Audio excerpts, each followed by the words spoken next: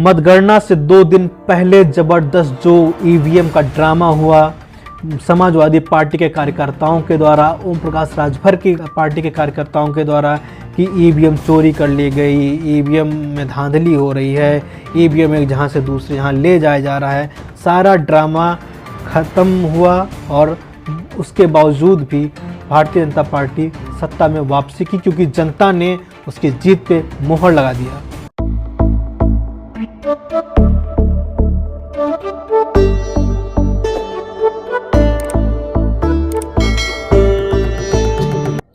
नमस्कार दोस्तों, मेरा नाम है हिमांशु सिंह और आप सभी का स्वागत है हमारे इस शो यथार्थ में।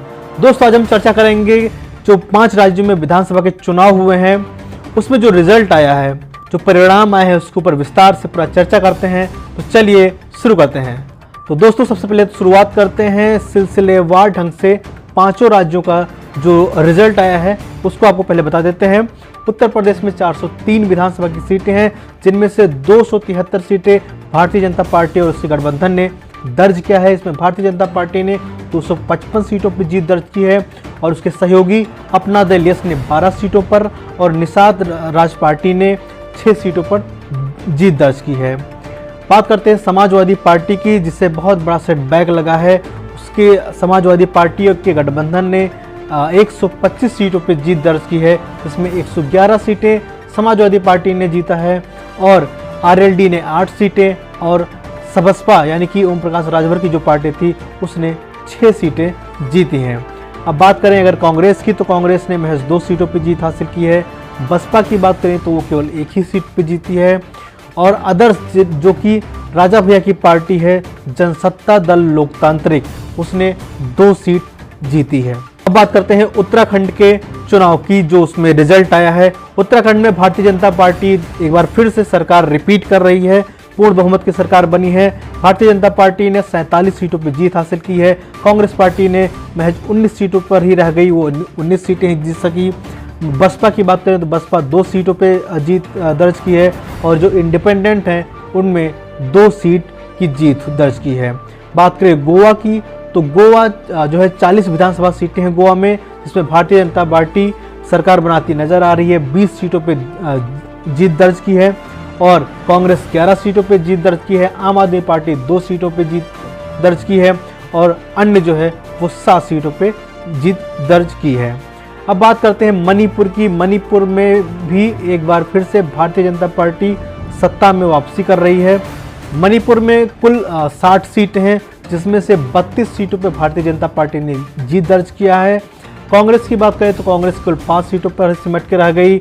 एनपीपी ने 7 सीटों पे जीत दर्ज की है।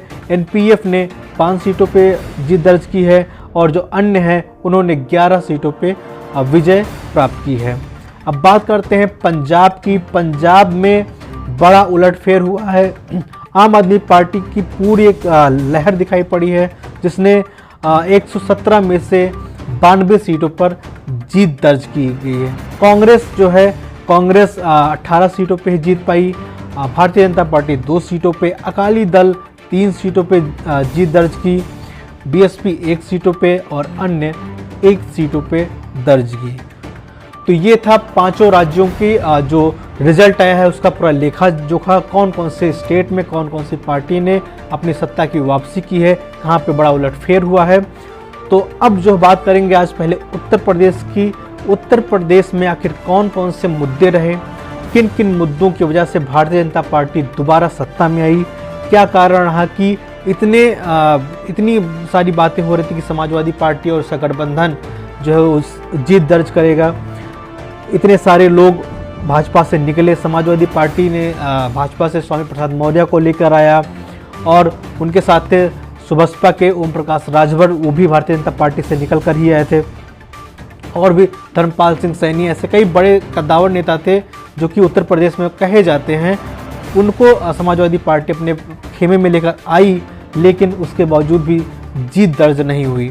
तो जानते हैं क्या क्या मुद्दे रहे भारतीय जनता पार्टी की ओर से, जिससे जनता ने उनके बात पर, उनके मुद्दों पर, उनकी सरकार पर विश्वास किया और दोबारा योगी आदित्यनाथ की सरकार को वापसी का रास्ता दिखाया।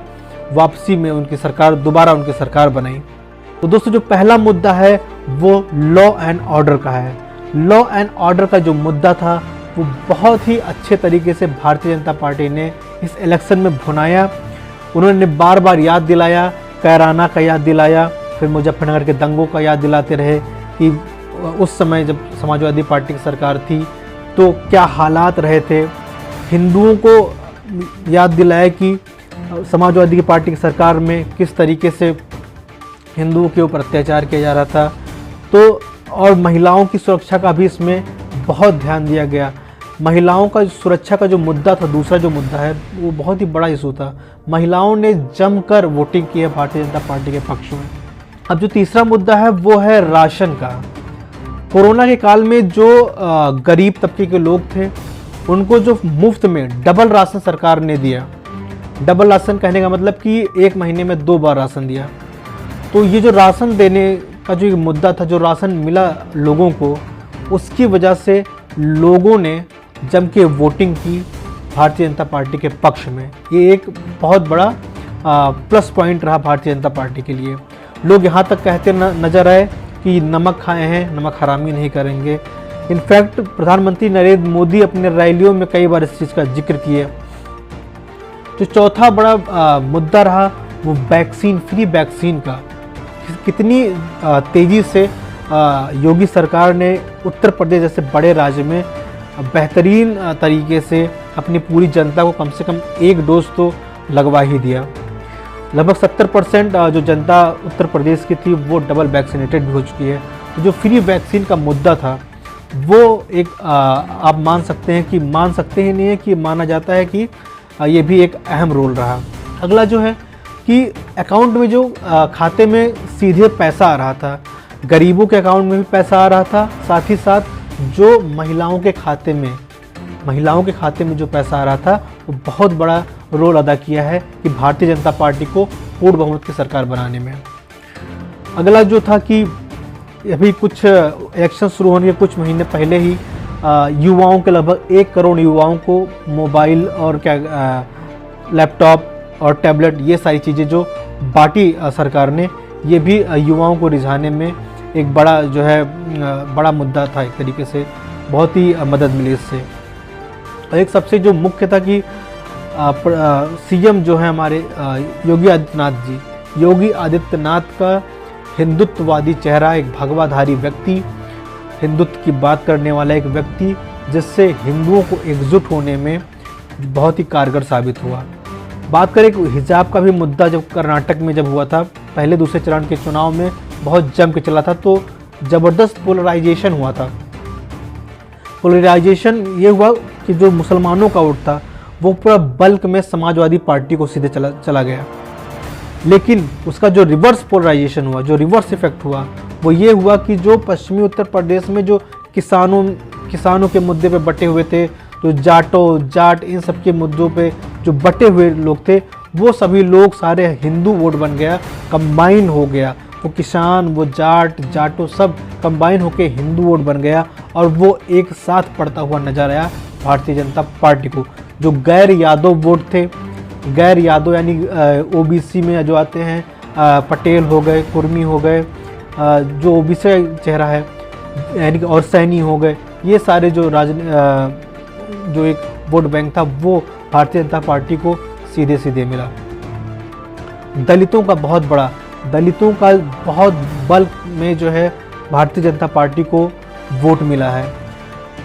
क्योंकि आप देख सकते हैं कि बसपा का जो था, बसपा केवल 1 सीट पे जीती है, वो भी 1 सीट वो है जो बलिया में रसड़ा विधानसभा में, वहाँ पे उमाशंकर सिंह ने वो जीता है।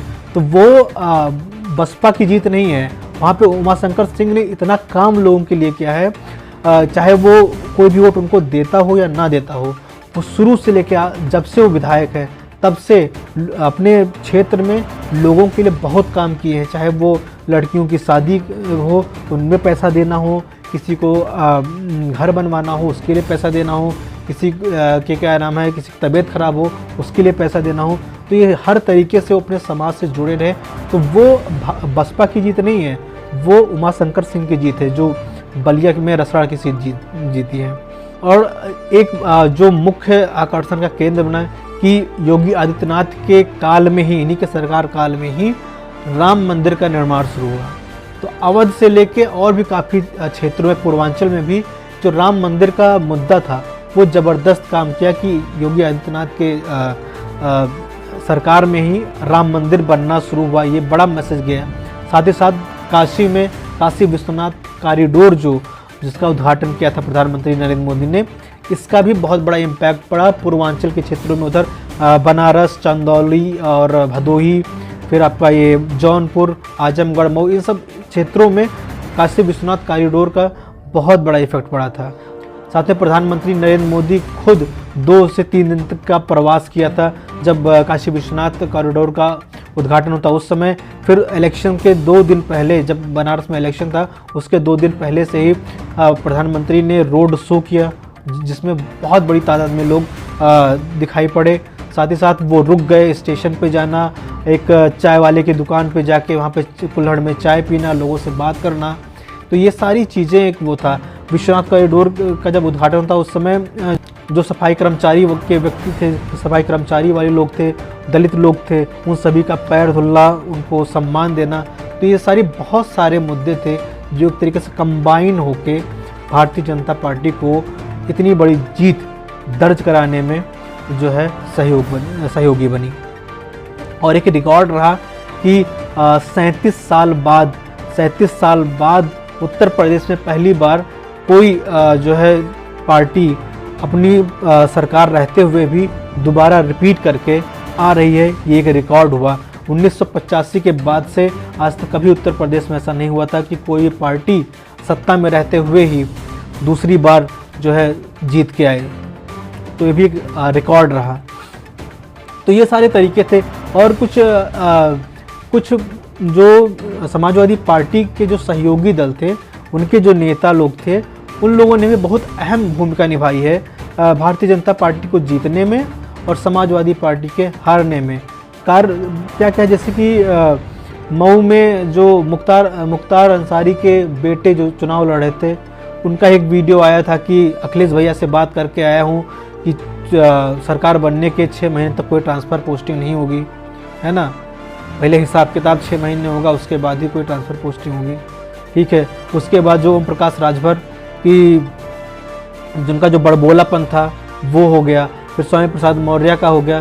स्वामी प्रसाद मौर्य कहते थे जिस पार्टी से हम छोड़ के चले आते हैं वो पार्टी ख़त्म हो जाती है। और स्वामी प्रसाद मौर्य खुद ही अपना विधानसभा जो सीट थी वो अपनी सीट नहीं बचा पाए, वो खुद हार गए। तो ये बहुत सारे ऐसे मुद्दे थे जो समाजवादी पार्टी के लिए नेगेटिव साबित हुआ और समाजवादी पार्टी और उनके संगठन के लोग ही जो है भारतीय जनता पार्टी को एक पॉजिटिव सहयोग दे दिए, जिससे भारतीय जनता पार्टी की सरकार जो है काफ़ी बड़े स्तर पे बन के आई है। नहीं आ पाए। जिस तरह से अपना दल ने काफ़ी सीटें जीती, अपना दल ने 12 सीटों पे जीता है। और जबकि आरएलटी की बात करें तो आरएलटी केवल 8 सीटों पे जीत के आई है। और जो ओम प्रकाश राजभर की पार्टी थी वो केवल 6 सीटों पे ही जीत दर्ज कर पाई है। जबकि निषाद पार्टी ने अच्छा खासा वोट कवर किया, उसने भी 6 सीट पे वोट जीत दर्ज किए। तो दोस्तों ये सारी चीज़ें थी उत्तर प्रदेश विधानसभा का चुनाव का जो रिजल्ट आया उसको लेकर। उम्मीद है आपको ये वीडियो, ये विश्लेषण पसंद आया होगा। अगर पसंद आया है तो लाइक करिए, शेयर करिए, कमेंट करिए। चैनल पे नया है तो सब्सक्राइब करिए। मिलते हैं अगले किसी वीडियो में, तब तक के लिए नमस्कार। जय हिंद, जय भारत।